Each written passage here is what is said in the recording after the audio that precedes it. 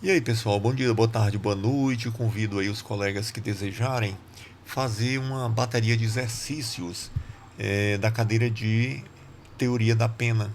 Então, vamos fazer exercícios tratando somente de espécies de sanção penal. A primeira questão que a gente vai tratar aqui: assinale a única alternativa que não contempla espécie de pena de interdição temporária de direitos. A. Proibição do exercício de cargo, função ou atividade pública, bem como de mandato eletivo. Aqui é claramente uma pena restritiva de direitos, né? Vamos ver a B. Obrigação de permanecer aos sábados e domingos por 5 horas diárias em casa de albergado ou outro estabelecimento adequado. Pessoal, quando fala aqui em casa de albergado, a gente vê que claramente a gente está falando, está tratando de uma pena restritiva de liberdade. Qual delas? No regime fechado, no semiaberto ou no aberto? No regime aberto. Então, essa não é uma pena restritiva de direitos e sim de liberdade. Então, vamos marcar, ela está no local indevido aqui. Letra C. Proibição do exercício de profissão, atividade ou ofício que dependam de habilitação especial, de licença ou autorização do poder público. É uma restritiva de direitos. Letra D. Suspensão de autorização para dirigir, outra restritiva de direitos. E letra E. Proibição de frequentar determinados lugares e de inscrever-se em concurso, avaliação ou exame públicos. Então a única que está deslocada aqui seria essa que trata da casa de albergado, tá? Então a letra B seria o gabarito. A segunda questão: no que se refere à medida de segurança, assinale a alternativa incorreta. Atenção que é a incorreta. Lembrando que a medida de segurança é aplicada à pessoa inimputável, que é aquela pessoa que não tem consciência de que está praticando um fato delituoso, né? Então, letra A. Se o agente for inimputável, o juiz determinará a sua internação. Ela está correta, se bem que além da internação, o juiz pode determinar a aplicação de tratamento ambulatorial, né? Mas vamos deixar ela quieta por aqui por enquanto, vamos deixar ela de stand-by. A letra B. O prazo mínimo deverá ser, o prazo mínimo da medida de segurança deverá ser de 1 a 3 anos. Está correta? É o que diz a letra da lei. Letra C. O tempo de duração da medida de segurança não deve ultrapassar o limite máximo da pena abstratamente cominada ao delito praticado. Pessoal, essa também está correta. O que diz aí? Diz que caso o juiz aplique uma medida de segurança pelo fato da pessoa ser inimputável, vai ser aplicado no tratamento ambulatorial ou no internamento o mesmo tempo que ela receberia se fosse uma restritiva de liberdade. Se ela praticou, por exemplo, um furto simples e teria uma pena de 2 anos, pelas circunstâncias judiciais, etc., então ela receberia, teoricamente, 2 anos também de medida de segurança, tá? Então essa aqui está correta. A letra D. Em nenhuma hipótese, o tratamento ambulatorial será atribuído a pessoas que tenham cometido crimes hediondos. Aqui está errada, então é essa que a gente deve marcar como incorreta. É, é aceito aí doutrinariamente que a pessoa tendo praticado crimes hediondos, do que se tratar de medida de segurança, ela pode sim receber um tratamento ambulatorial se o juiz, se ele tiver o convencimento de que aquilo é uma medida suficiente ali para aquele fato em concreto, tá? E a letra E. A internação ou tratamento ambulatorial será por tempo indeterminado jamais. Da mesma forma que não existe pena de caráter perpétuo no Brasil, não existe também internação ou tratamento ambulatorial perpétuo, né? Isso feriria o princípio da dignidade da pessoa humana. A terceira questão: sobre a pena de multa, assinale a alternativa correta. A. Não é necessária a sua cominação por lei em sentido formal e material. Então, que história é essa que não é necessária a cominação por lei? Isso fere o princípio da legalidade. Então, ela está errada. Letra B. O valor de cada dia multa não pode ser inferior a 1/10 do salário mínimo. Está errada também. O valor do dia multa não pode ser inferior a 1/30 do valor do salário mínimo. Tá? A letra C. O sistema brasileiro não admite que seja aplicada como pena alternativa. Essa está errada, porque justamente a gente viu que a multa é uma das espécies de sanção penal. Então ela pode ser sim uma pena alternativa. Ou aplica a pena privativa de liberdade, ou restritiva de direitos, ou pena de multa. Lembrando que alguns crimes podem ter a pena restritiva de direitos, ou aliás, a pena restritiva de liberdade e a pena de multa cumulativamente, como é o caso do furto. A pessoa precisa pagar pelo crime e também pagar o valor correspondente àquilo que foi subtraído. Né? Então, a letra D. A multa deve ser voluntariamente paga no prazo de 10 dias após o trânsito em julgado da condenação. Essa é a opção correta. Tá? Então, esse é o prazo, 10 dias após a condenação, para pagar o valor da multa. E a letra E. A ausência de pagamento pode levar à conversão da pena de multa para privativa de liberdade de maneira nenhuma. Então isso aqui se torna uma dívida civil. Isso aqui vai ser cobrado como uma dívida civil, tá? Não pode ser transformada em pena privativa de liberdade. A quarta questão. Segundo o Código Penal, é correto afirmar que as pessoas psiquicamente inimputáveis são: letra A, isentas de pena e recebem uma sentença de absolvição imprópria. Pessoal, isso aqui está correto. Então é essa que a gente vai marcar. Então, por que é uma absolvição imprópria? Seria uma absolvição própria se a pessoa fosse imputável, ou seja, se ela pudesse responder criminalmente pelo fato delituoso. Como ela, de certa forma, está sendo absolvida, ela não vai responder pelo crime e sim vai receber uma medida de segurança. Então, diz-se na doutrina que se trata de uma absolvição imprópria quando se trata de pessoas que não têm consciência da ilicitude do fato. Letra B. Estão em estado de necessidade e são absolvidas. Então, não, pessoal, estado de necessidade, exercício do dever legal, legítima defesa, são excludentes da ilicitude. Isso aqui está errado. Letra C. São isentas de pena e condenadas. Não, aqui está se contradizendo total. Isentas de pena e condenadas ao mesmo tempo. Não pode ser condenada, né? Letra D. Estão em estado de necessidade, são condenadas. Também está misturando aqui alhos com bugalhos. Estado de necessidade, a gente já falou logo atrás ali. E letra E. São isentas de pena e recebem uma sentença declaratória. Nada a ver. Vamos continuar aqui para questão 5.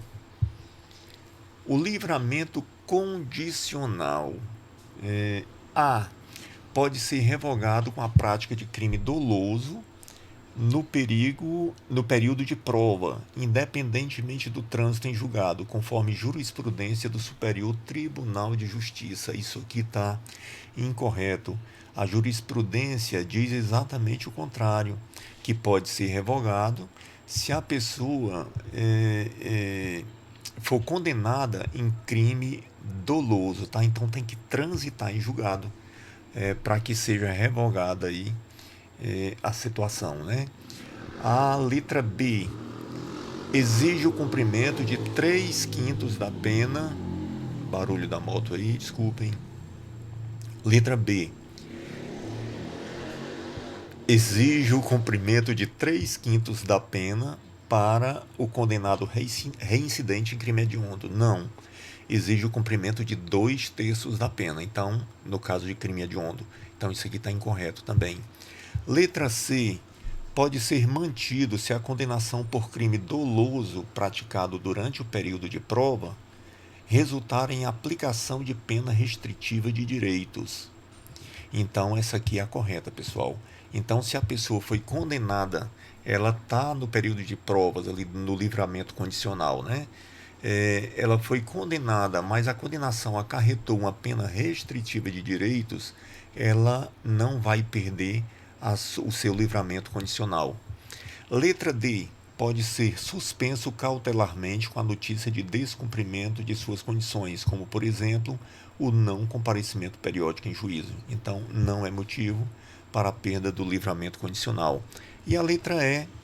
Não pode ser revogado em razão da prática de crime anterior à sua vigência, pois os postulados do garantismo penal incidem igualmente na execução penal. Ela também está errada, tá? É, ela pode sim ser revogada em razão da prática de crime anterior à sua vigência, mas nesse caso não é a revogação obrigatória, é a chamada revogação facultativa. Então, o juiz é facultado a ele o poder discricionário, nesse caso, de revogar o livramento condicional. Então, a questão está errada, a opção seria a letra C. A sexta questão, assinale a alternativa incorreta. A. A prestação pecuniária somente se aplica em substituição à pena privativa de liberdade. Está correta. Lembrando aqui que não é a pena de multa, né? A prestação pecuniária ela é paga à pessoa que foi vítima do crime. Então, ou paga a prestação pecuniária ou recebe a pena privativa de liberdade, alternativamente, tá? Então, relendo aqui, a prestação pecuniária somente se aplica em substituição à pena privativa de liberdade. Ela é correta, então a gente não marca, já que a questão quer a incorreta. Letra B. A prestação pecuniária consiste em quantia fixada pelo juiz que é paga à vítima, a seus dependentes ou à entidade pública ou privada com destinação social. Ela também está correta, então não marcamos. Letra C. A quantia estipulada a título de prestação pecuniária deve variar entre 1 e 360 salários mínimos. Ela está correta também, vai de acordo com o poder aquisitivo do réu. A letra D. A prestação pecuniária pode ser aplicada em substituição à pena privativa de liberdade ou cumulativamente com ela. Pessoal, essa está errada. Ela pode ser aplicada em substituição à pena privativa de liberdade, mas não pode ser acumulada com ela, não pode ser aplicada cumulativamente. Então, essa é a incorreta. E a letra E. É vedada a aplicação dos casos de violência doméstica e familiar contra a mulher, de penas de cesta básica ou outras de prestação pecuniária. Também está correta, não pode ser aplicada nos casos de violência doméstica. A questão 7.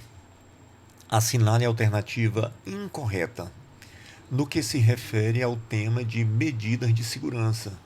Novamente tratando aqui de medidas de segurança, né? Que a gente sabe que as medidas de segurança são aplicadas, repetindo aí, às pessoas inimputáveis que não têm consciência da ilicitude do fato que está sendo praticado. Bom, a letra A. O instrumento de averiguação da periculosidade do autor do fato previsto em lei como crime é um incidente de insanidade mental. É esse o nome que está previsto aí conforme a doutrina, tá? Então, incidente de insanidade mental é o instrumento que averigua a periculosidade do autor. B. Cabe ao médico legista, psiquiatra forense, a tarefa de atestar o grau de periculosidade do autor do fato. É sim, está correta também, então é responsabilidade do psiquiatra forense.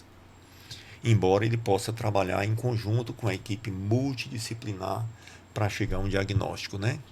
E a letra C. A periculosidade é entendida como estado ou um atributo natural do sujeito, então está correto também. Pode ser um estado momentâneo ou pode ser um estado natural que a pessoa já nasceu com aquele quadro. Então ela está correta. A letra D. Se o inimputável é portador de uma doença com diagnóstico médico, a duração do tratamento será estabelecida conforme a resposta positiva ou negativa que o paciente apresentará durante o procedimento curativo. Isso mesmo, a medida de segurança, o prazo pode ser alterado de acordo com a resposta ao tratamento. E a letra E, só resta a letra E agora ser incorreta, né? Vamos ver aqui. A indefinição do limite máximo da medida de segurança, que não está previsto em lei realmente o limite máximo, embora a gente saiba que a jurisprudência reconhece que não pode ser maior do que o prazo da pena estabelecida caso fosse considerado crime, caso a pessoa respondesse como crime. Então, a indefinição do limite máximo da medida de segurança inibe, pela mesma função curativa da sanção, a determinação de um prazo mínimo negado. Então, a letra da lei prevê que o mínimo de tempo estabelecido varia entre 1 a 3 anos quando o juiz aplica uma medida de segurança. Então, essa aqui é a incorreta, que é o que a questão solicita. A questão de número 8.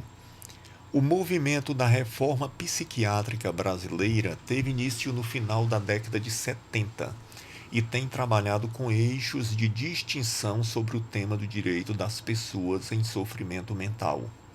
Assinale a alternativa correta sobre o tema. Tá? Então, se tratando da reforma psiquiátrica. A. A reforma causou modificações em toda a estrutura de responsabilização penal. Negativo, nosso Código Penal é de 1941 e teve uma reforma considerável em 1984 e mesmo assim não alterou toda a estrutura. Né? Então, essa questão está incorreta, a letra A está incorreta. A letra B. Os manicômios judiciais de todo o país seguem em sintonia com os cuidados centrados no indivíduo, garantindo direitos básicos como a autonomia. Errada também, os manicômios judiciais, alguns deles aqui no Ceará, por exemplo, passou um período fechado, não sei se já foi aberto justamente por falta de condições de garantir os direitos básicos, inclusive a autonomia das pessoas internadas. Então ela está errada. A letra C. A comunidade não é cenário terapêutico viável para os indivíduos com problemas de saúde mental, que, por sua situação alienante, devem estar limitados do convívio social. Essa está incorreta. Então a gente não marca também. Depende da situação. A pessoa pode receber ali por exemplo, um tratamento ambulatorial e ela vai precisar, sim, estar em contato com as pessoas do seu convívio, né, do seu convívio social. Letra D.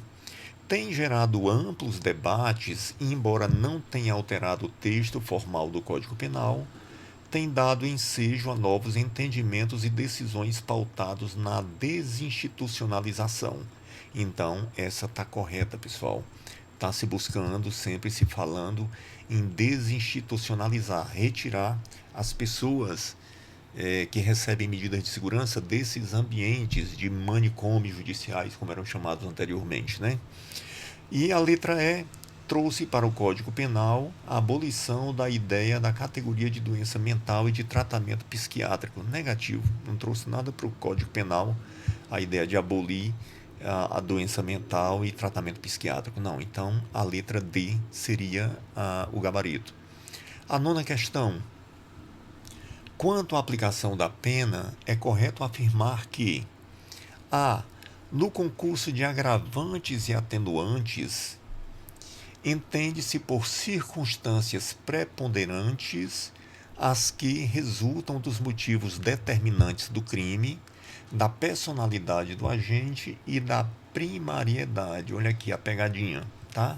Então vem tudo correto aqui, motivos determinantes do crime, da personalidade do agente, e aqui não seria primariedade, mas sim a da reincidência, tá? Então, aqui, isso aqui se torna errada porque seria reincidência no final. A letra B. A reincidência penal pode ser considerada como circunstância agravante e simultaneamente como circunstância judicial. Não pode.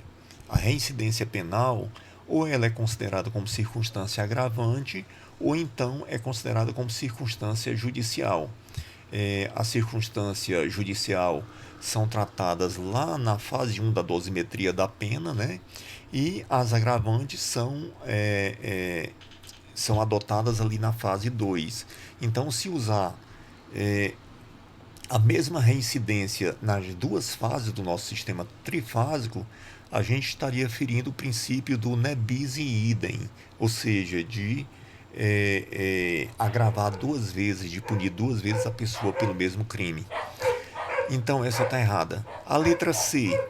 A incidência na circunstância atenuante pode conduzir à redução de pena abaixo do mínimo legal. Não, não pode. Então, por exemplo, se a pena de homicídio simples, que é de 6 a 20 anos, a pessoa tem vários atenuantes, ela confessou o crime, ela se arrependeu ali, tentou impedir que os fatos danosos eles se agravassem, ela prestou socorro, alguma coisa desse tipo. Tudo isso são circunstâncias atenuantes, mas a pena não pode ser reduzida para baixo do mínimo legal. Então, ficaria em 6 anos, que seria o mínimo, nesse caso específico do homicídio simples. Letra D. Na hipótese de concorrer em causas de aumento ou diminuição de pena previstas na parte especial do Código Penal, a parte especial, a gente sabe que é a partir do artigo 121, que é homicídio, até o artigo 120 é a parte geral do Código. O juiz pode fazer um só aumento ou uma única redução, o que se aplica à parte geral igualmente. Essa aqui, pessoal, está errada. Por quê? Porque as agravantes da parte geral podem ser contadas, podem ser acumuladas. Então, cadê? Eu salvei por aqui no Google as circunstâncias agravantes da parte geral: a reincidência, motivo fútil ou torpe, traição, emboscada, crimes contra vulneráveis, abuso de autoridade, com abuso de autoridade, né? Então, isso aqui são agravantes da parte geral. Então, pessoal, isso aqui pode se levar tudo em conta. Agora, lá nas agravantes da parte especial, a partir do artigo 121, por exemplo, no artigo 121A, que trata do crime de feminicídio, né? Que foi colocado recentemente no Código Penal. A gente tem por aqui a pena de reclusão de 20 a 40 anos e tem as agravantes aqui. Se o crime é cometido durante a gestação, nos 3 meses posteriores ao parto, etc., se a vítima é menor de 14 anos. A gente vê que o fato dela ser menor de 14 anos, ela é um agravante aqui na parte especial e é um agravante também lá na parte geral. Então, crimes contra pessoas menores de 14 anos, maiores de 60 anos, está também lá na parte geral.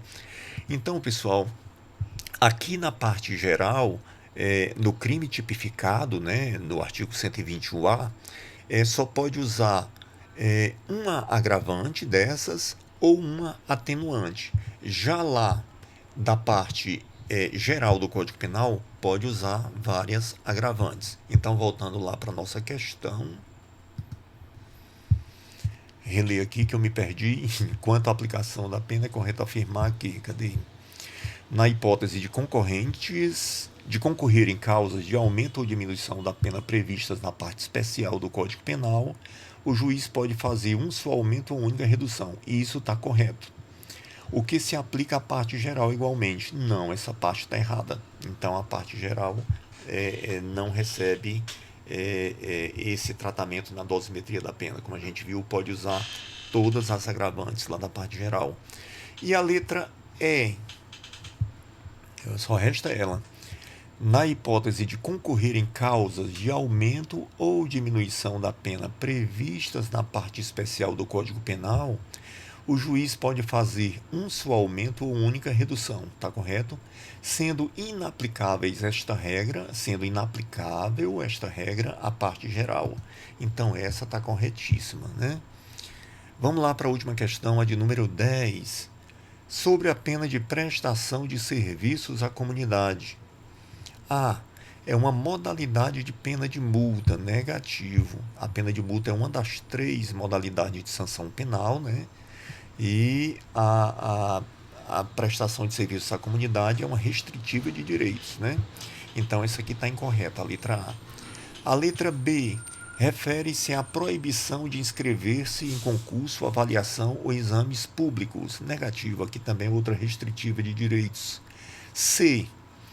Se a pena substituída for superior a um ano, é facultado ao condenado cumprir a pena substitutiva em menor tempo. Essa é a correta. O que isso significa? Que se a pessoa ela teria sido condenada a 18 meses de regime semiaberto, por exemplo, então ela for convertida em prestação de serviços à comunidade. O réu, através do seu advogado, pode solicitar a redução do tempo para um ano, tá? Para um ano ou menos, tá bom? Então, repetindo aqui, se a pena substituída for superior a um ano, é facultado ao condenado cumprir a pena substitutiva em menor tempo, a prestação de serviço à comunidade. Essa está correta. Letra D. Durante a permanência nas instituições vinculadas, poderão ser ministradas ao condenado cursos e palestras ou atribuídas atividades educativas. Não, isso aqui são medidas alternativas, né? E a letra E consiste no pagamento ao fundo penitenciário da quantia fixada na sentença. Não. Isso aqui não é prestação de serviço à comunidade, né? Isso aqui é a pena de multa. Beleza? Então concluímos aqui as 10 questões, finalizando o exercício. Vamos ver se erramos alguma. Então pronto, pessoal, as 10 questões estão corretas, tá? Aqui no CIA tem as justificativas, né? E os exercícios eles vão se repetindo, tá? Então é uma boa a gente fazer bastante exercício aí, porque provavelmente nas avaliações deve cair pelo menos assuntos idênticos ou questões idênticas. Pois é isso aí, espero que essa atividade conjunta tenha sido útil para vocês. Pois valeu, até logo.